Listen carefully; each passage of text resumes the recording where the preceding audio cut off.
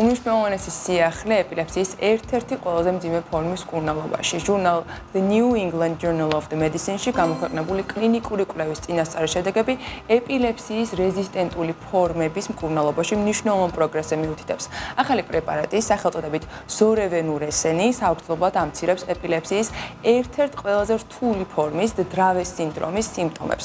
დრავეს სინდრომი ასევე ცნობილია როგორც ახალშობილთა მძიმე მიოკლონური ეპილეფსია, კომპლექსური გენეტიკური დარღვევაა. ახასიათებს სიცხით პროვოცირებული ხშირი, გენერალიზებული გულყრები, განვითარების შეფერხება, გონებრივი განვითარების უნარის შეზღუდვა, ატაქსია, მეტყველების ძილის და სხვა პრობლემების და სხვა დარღვევები.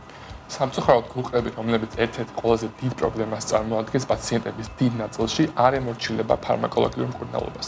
თუმცა ეს მედიკამენტი ოჯახებს ახალ იმედს აძლევს. მედიკამენტი კლინიკური კვლევის მესამე ფაზაშია, ეს არის ბოლო ეტაპი, სანამ წამალი ოფიციალურ ავტორიზაციას მიიღებს. ეს იქნება პირველი პრეპარატი, რომელიც უშუალოდ დაავადების გენეტიკურ მიზეზს ებრძვის და არა მხოლოდ გულყრის სიმპტომებს.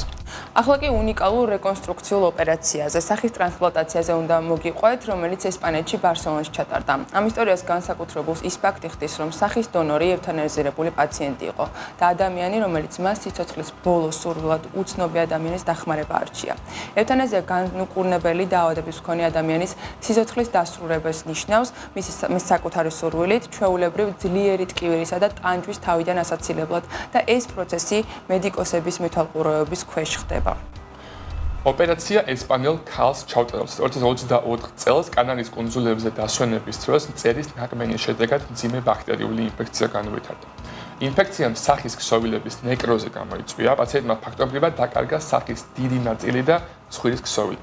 ქალის გალეგნობის დრამატულ ცვლილებასთან თან დაედო საკვების, სასაუბრო და სასმკის ფუნქციების მოშლა. ექიმების გაწყვეტილებით სახის ტრანსპლანტაცია იყო ერთადერთი რეალური გზა მისი ფუნქციური და სოციალური რეაბილიტაციისთვის.